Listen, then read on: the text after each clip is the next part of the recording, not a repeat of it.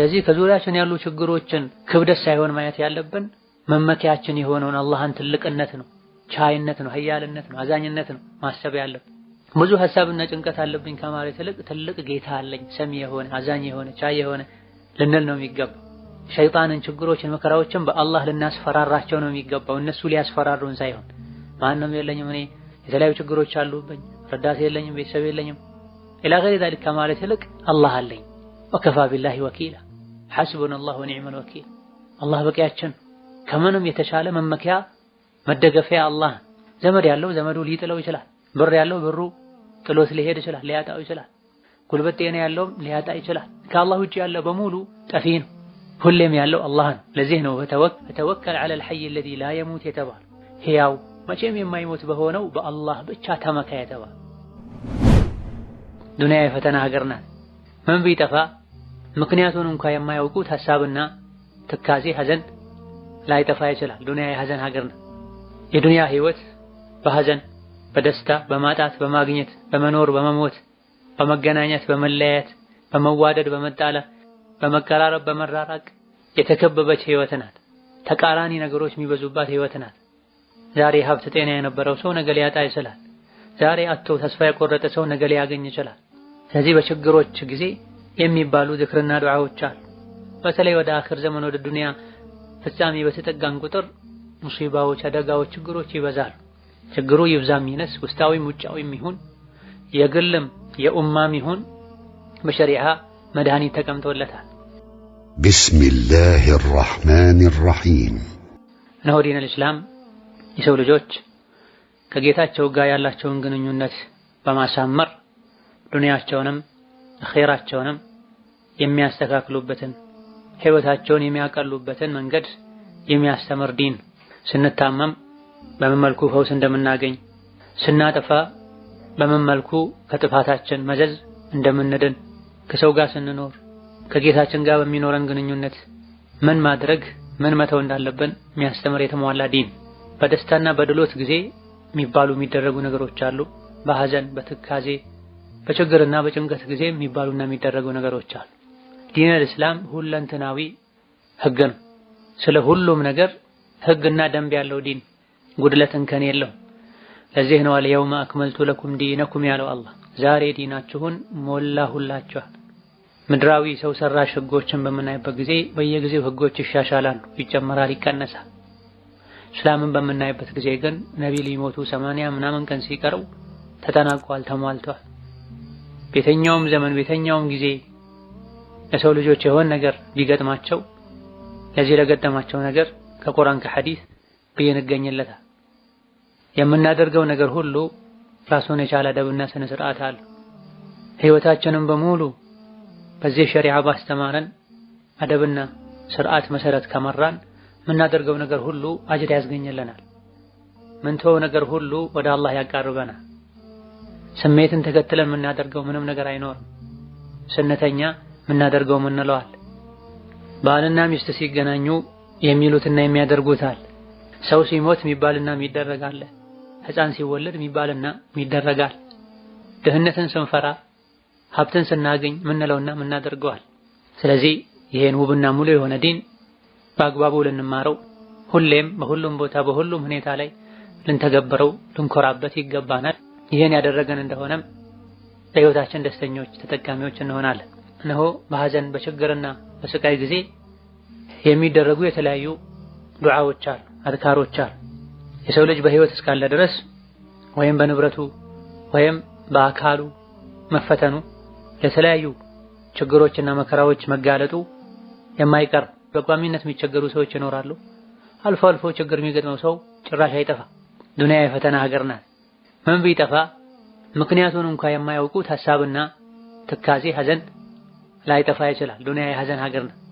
የዱንያ ህይወት በሐዘን፣ በደስታ፣ በማጣት፣ በማግኘት፣ በመኖር፣ በመሞት፣ በመገናኘት፣ በመለያየት፣ በመዋደድ፣ በመጣላት፣ በመቀራረብ፣ በመራራቅ የተከበበች ህይወት ናት። ተቃራኒ ነገሮች የሚበዙባት ህይወት ናት። ዛሬ ሀብት ጤና የነበረው ሰው ነገ ሊያጣ ይችላል። ዛሬ አጥቶ ተስፋ የቆረጠ ሰው ነገ ሊያገኝ ይችላል። ስለዚህ በችግሮች ጊዜ የሚባሉ ዝክርና ዱዓዎች አሉ። በተለይ ወደ አኺር ዘመን ወደ ዱንያ ፍጻሜ በተጠጋን ቁጥር ሙሲባዎች፣ አደጋዎች፣ ችግሮች ይበዛሉ። ችግሩ ይብዛም ይነስ ውስጣዊም ውጫዊም ይሁን የግልም የኡማም ይሁን በሸሪዓ መድኃኒት ተቀምጦለታል። ኢማሙል ቡኻሪና ሙስሊም ከአብዱላህ ብን አባስ ባስተላለፉት ሐዲስ ነቢያችን ሰለላሁ ዐለይሂ ወሰለም ከርብ ችግርና መከራ ሲገጥማቸው ላኢላሃ ኢለላሁል ዐዚሙል ሐሊም ላኢላሃ ኢለላሁ ረቡል ዐርሺል ዐዚም ላኢላሃ ኢለላሁ ረቡስ ሰማዋቲ ወረቡል አርዲ ወረቡል ዐርሺል ከሪም ይሉ ነበር ተብሏል። ላኢላሃ ኢለላህ ከአላህ በስተቀር እውነተኛ አምላክ የለም።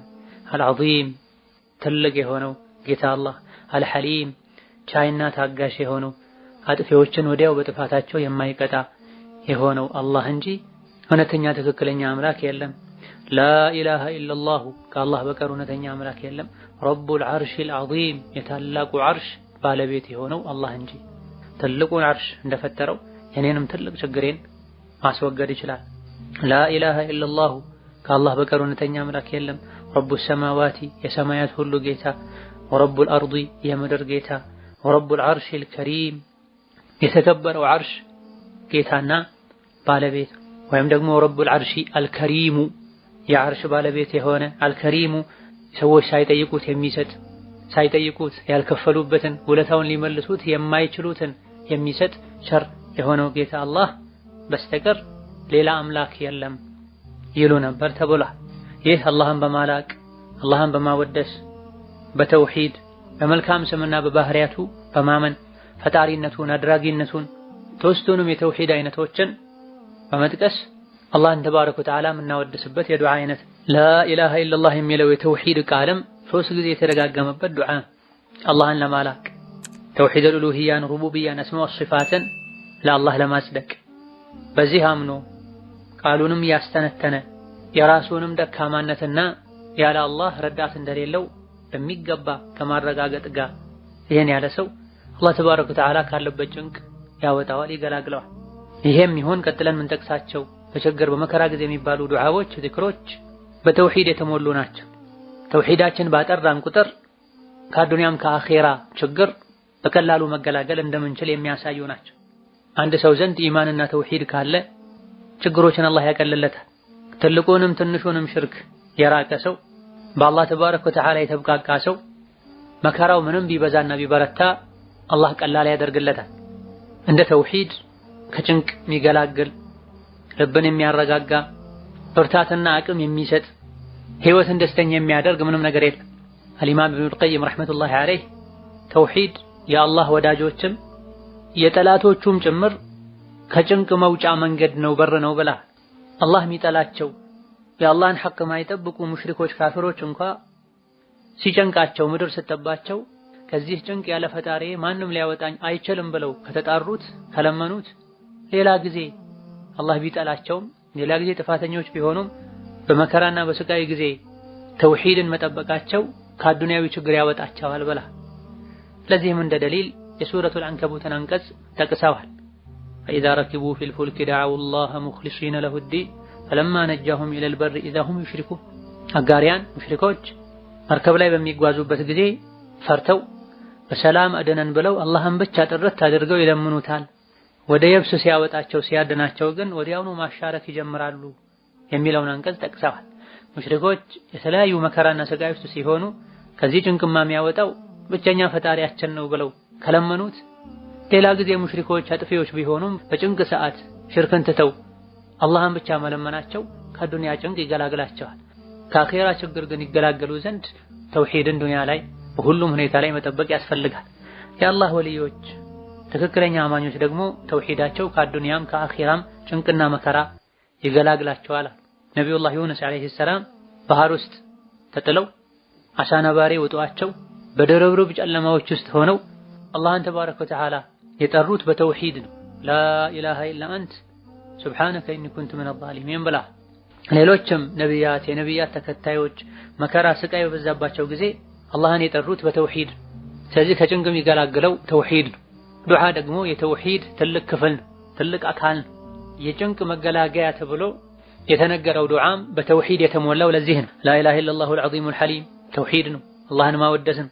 ላኢላሃ ኢለላሁ ረቡል ዐርሺል ዐዚም ተውሂድ ነው፣ የአላህን ልቅና ኃያልነት የታላቁ ዐርሽ የፍጥረታት ሁሉ ታላቅና ግዙፍ የሆነውን አርሽ የፈጠረ ስሙን ማመን ላኢላሃ ኢለላሁ ረቡስ ሰማዋቲ ወረቡል አርዲ ወረቡል አርሽል ከሪም ይሄም ሁሉን ነገር የፈጠረው ያስገኘው ሚንከባከበው የሚጠብቀው አላህ መሆኑን መግለጽ። ይህ ዱዓ ይህ ዚክር ደጋግ ቀደምቶች ዘንድ ኢማሙ ጠበሪ እንደተናገሩት የጭንቅ ጊዜ ዱዓ በመባል ይታወቃል። ሲጨንቃቸው ችግር ሲገጥማቸው ሲበረታባቸው ደጋግ ቀደምቶች ይሄን ዱዓ ያደርጉ ነበር። እንዴት ነው ዱዓ የሆነው? እዚህ ላይ እንዲያደርግልኝ ከእንዲህ ነገር ጠብቀኝ የሚል ነገር የለም፣ ዚክር ብቻ ነው ውዳሴ ብቻ ነው የተባለ እንደሆነ የተወሰኑ ዑለሞች ጭንቅና መከራ ስቃይ የገጠመው ሰው ቀድሞ ይሄን ዚክር ያደርግና ከዛ በኋላ የሚፈልገውን ነገር ይጠይቃል፣ መግቢያ ነው ይሄ የሚደረገው ብለዋል። ሌሎች ደግሞ በዚህ መልኩ አላህን ማወደስ አላህን እንዲያደርግልኝ ከማለት የተሻለ ሐጃን ያሳካል፣ ችግርን ለአላህ ነግሮ ዘም ማለት ችግርን ከመዘርዘር የተሻለ ነው የሚል ምላሽ የሰጡበት ሁኔታም አለ፣ አላህ ያውቃልና። ነገር ግን የተሻለው ይሄን እንደ መግቢያ ተጠቅሞ ከዛ በኋላ ያስጨነቀውን ያሳሰበውን ነገር ለአላህ መናገር መለመኑ መጠየቁ የተሻለ ይሆናል። እንደዚሁ ዚክሩ ላይ ረብ የሚለው ከሌሎች ከአላህ ባህሪያት ይልቅ ተደጋግሟል። ረብ ፈጣሪ፣ ጠባቂ፣ ተንከባካቢ ማለት ነው። ፈጣሪ፣ ጠባቂ፣ ተንከባካቢ እንደመሆንህ ካለሁበት ጭንቀት አውጣኝ፣ ገላግለኝ፣ ያላንተ ማንም እንዳልፈጠረኝና ሊጠብቀኝ የማይችል እንደሆነ ሁሉ ከዚህ ጭንቅም ያላንተ ማንም ሊያወጣኝ አይችልም ማለት ተወስላለ ማለት ነው። ውስጡ ላይ ከዛልክ ኢማም አቡ ዳውድና ኢብኑ ማጃህ በዘገቡት ሐዲስ ነብዩ ሰለላሁ ዐለይሂ ወሰለም ለአስማ ቢንት ዑመይስ አላ ኡዓሊሙኪ ከሊማትን ተቁሊነሁነ ዒንደል ከርቢ አላሁ አላሁ ረቢ ላ ኡሽሪኩ ቢሂ ሸይአ ብለዋታል። በችግርና በመከራ ጊዜ የምትያቸው ቃላቶችን ንግግሮችን አላስተምርሽም እንዴ? ላስተምርሽ ስምኝማ አሏትና አላሁ አላሁ ረቢ አላህ እኮ ጌታዬ ነው፣ ፈጣሪ፣ ተንከባካቢ፣ ጠባቂ ነው። ላ ኡሽሪኩ ቢሂ ሸይአ በሱ ማንንም ምንንም አላሻርክም አላጋራም በይ። በጭንቅ በመከራ ጊዜ የሚደረግ ዱዓ ነው ብለዋታል። የዱዓውን ጠቃሚነት አንገብጋቢነት ለመግለጽ አስቀድመው አጓጉተዋታል፣ ጠይቀዋታል። በችግር በመከራ ጊዜ በሐሳብ በጭንቀት ጊዜ ምትያቸው ምትጠቀሚያቸው ቃላቶችን ላሳውቅሽ ልንገርሽ እንደ በላ አዎ ብላ በጉጉት እንድትጠብቅ ትኩረት እንድትሰጥ ከዛም በችግርና በስቃይ ጊዜ በችግርና በመከራ ጊዜ የሚባለውን ዚክር ነግረዋታል። አላሁ አላሁ ረቢ ጌታዬ አላህ እኮ የኔ ፈጣሪ ነው፣ ተንከባካቢ ነው፣ ካነበርኩበት ያስገኘኝ አሁንም ያስፈልገኝን ሁሉ የሚያደርግልኝ እሱ ነው። ላ ኡሽሪኩ ቢሂ ሸይአ በሱ ማንንም ምንንም አላጋራም የሚለው የተውሂድ ቃል ነው፣ ከመከራ ከስቃይ የሚገላግለው ብለዋታል። አላሁ አላሁ የሚለው ሁለት የተደጋገመው ለተአኪድ የመጀመሪያው ሙብተዳ ነው፣ ሁለተኛው ተአኪድ ለፍዚ ነው። እኔ በብቸኝነት የማመልከው ጌታዬ አላህ ተባረከ ወተዓላ እሱ ነው ፈጣሪ፣ ተንከባካቢ፣ ጸጋዎችን ሁሉ የሰጠኝ። ስለዚህ በሱ አላሻርክም። በመከራ በስቃይ ጊዜ እንኳ ከሱ ብቻ ነው እርዳታን የምጠብቀው።